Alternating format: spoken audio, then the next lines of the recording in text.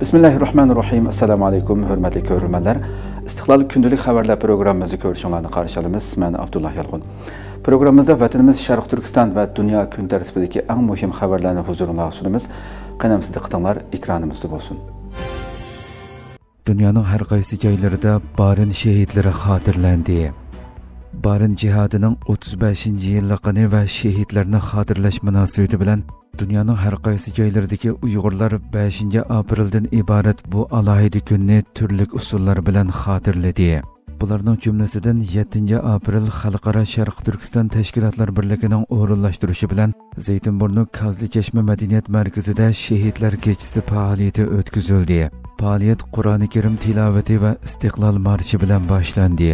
Aldı bilan Xalqaro Sharq Turkiston tashkilotlar birligi raisi professor doktor Ataullah Shahyar ijili so'z qilib, Barin shahidlarini aslab o'tdi. U Barin jihadining mohiyati haqida to'xtalib, bu harakatning zulmga qarshi oddiy bir qo'zg'olon emas, balki planli holda tashkillangan mustaqillik mujodalasi ekanligini bildirdi va shahidlik ruhini unutmaslik, avlodlarga unutildirmaslik kerakligini ta'kidladi.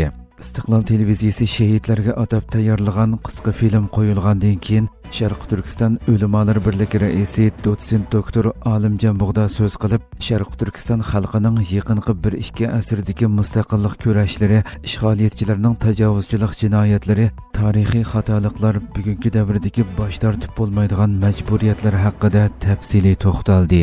Dünya Uyghur Qurultiyi vaqti raisi Abdurashid Abdulhamid so'z qilib, Barin shahidlari bergan qurbonliklarning ahamiyati, navbatdagi vaziyatda birlik, ittifoqlikning muhimligi haqida to'xtaldi. Orqadan Sharq Turkiston Ulamolar birligi a'zolaridan Abdusalom Taklimakon, Qosimjon Damollam va Ubul Qosim Ahmediy qatorliq ustozlar ayrim holda Barin qatliami, G'ulji qatliami va Ilishqu qatliamining tarixiy orqa ko'rinishi, jarayoni, oqibati, tarixdan buyon davomlashib kelgan shahidlarning tavranmas ruhini davomlashtirishning zarurligi haqida to'xtaldi. Faoliyat jarayonida yana vatan, millat va shahidlarga atalgan she'rlar deklamatsiya qilindi.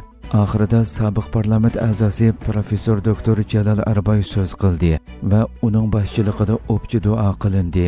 Undan boshqa 5-aprel yana Istanbulning Safaköy rayoniga joylashgan Fatih jamiyasining yig'in zalida Barin jihadi va shahidlarni xotirlash yig'ini o'tkazildi. Mazkur yig'inga Turkiyada faoliyat qilayotgan 20 ga yaqin Uyg'ur tashkilotining mas'ullari, vakillari, tunilgan ziyolilar, ulamolar va jamoat arboblari ishtirok qilgan bo'lib, Sharq Turkiston xalqining tez bukmas ruhini namoyon qilgan shahidlar aslab o'tildi. 5-aprel yana Gollandiyaning Amsterdamdagi Dam maydonida Barin jihadining 35 yilligini xotirlash namoyishi o'tkazildi. Namoyish Sharq Turkiston davlat marshi bilan boshlangandan keyin 35 yil burun tajovuzchi Xitoyning Barin xalqini qonliq bostirish jinoyati ayblandi. Oxirida namoyishchilar Shi Jinpingning surati besilgan niqobni kiyib, Shi Jinpingni adablagan ko'rinishlar va turli shuarlar orqali maydondagi xalqning diqqatini tortdi.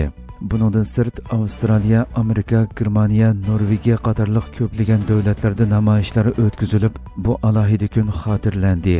Qirg'izistondagi Uyg'urlarmi cheklik imkoniyatlarga qaramay yig'ilish o'tkazib, Barin jihadining 35 yilligini va Sharq Turkiston Milliy armiya kunini alohida xotirladi va shahidlarning ruhiga atab duo qilishdi.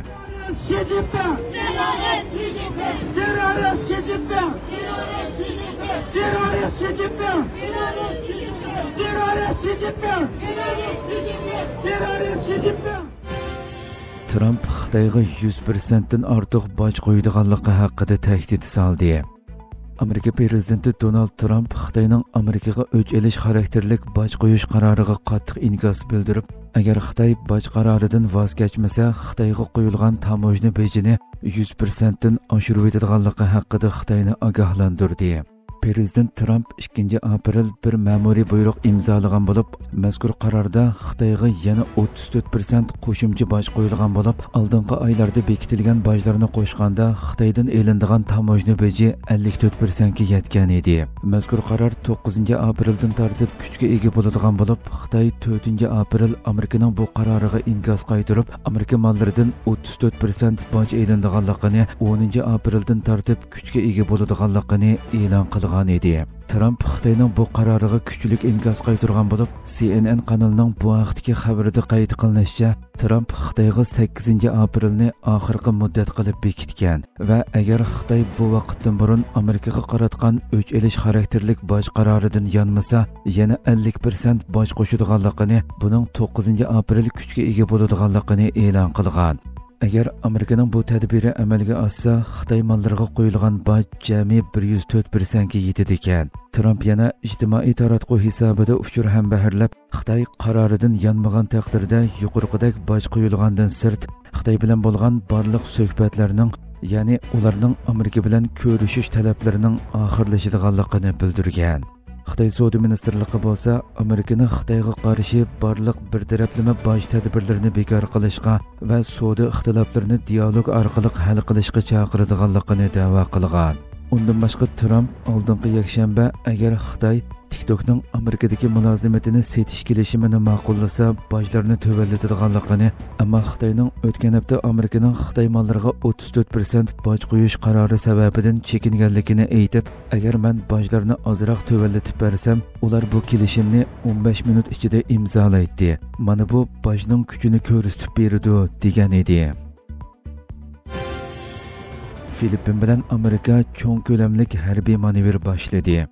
Filippin va Amerika havo armiyalari 31 mart birlashma harbiy manevr boshlagan bo'lib, Filippin harbiy doiralari bu manevrlar harbiy harakatda o'zaro moslashishni kuchaytirish va strategik to'sishni oshirishni maqsad qiladi degan. Bu manevrlar Xitoy bilan Filippin o'rtasidagi Janubiy dengizning talash tortish rayonlari haqidagi bir necha oylik qarshilashishlardan keyin boshlangan bo'lib, aprel oyining oxirida texmo cho'ng ko'lamdagi Amerika-Filippin havo quruqliq va dengiz manevrlarining planlanganligi eskartilgan. Filippin bilan Amerika o'rtasidagi harbiy munosabat 2022-yili Ferdinand Marcos Filippinda prezidentlikka saylangandan beri cho'nqurlashgan. Amerika Tashqi ishlar ministrligi o'tgan hafta Filippinga F-16 tiplik aeroplan setish to'g'risidagi uzoq muddatdan beri munozara qilinib kelayotgan kelishimni tasdiqlagan. Biroq Filippin bu kelishimning hali ham suhbat bosqichida ekanligini bildirgan. Chaqmoq tirkishi deb nom berilgan mazkur harbiy manevr 18-aprelgacha davomlashadigan bo'lib, Filippin havo armiyasining aytishicha, bu manevr jang iqtidorini harbiy harakatlarda o'zaro moslashishni va strategik cheklashni kuchaytirishni maqsad qiladi ekan. Amerika Davlat Mudofaa ministri Pete Hegseth yaqinda amalga oshirgan Filippin ziyoratida Amerikaning bu orol davlati bilan bo'lgan ittifoqligini davomli kuchaytirayotganligini ta'kidlagan edi va cheklash dunyoning hamma yerida zarur, lekin bo'libmi bu rayonda sizlarning davlatinglarda kommunistik Xitoyning tahdidini ko'zda tutganda bu texmi muhim degan edi. Trump Netanyahuni Turkiyaga qarata oqilona bo'lishga chaqirdi. Amerika prezidenti Donald Trump Isroiliya bosh ministri Benyamin Netanyahuni Turkiya bilan yuz berish ehtimoli bo'lgan har qanday bir masalani hal qilish uchun aralasha oladiganligi, ammo cho'qim oqilona bo'lish kerakligi haqida ogohlantirdi.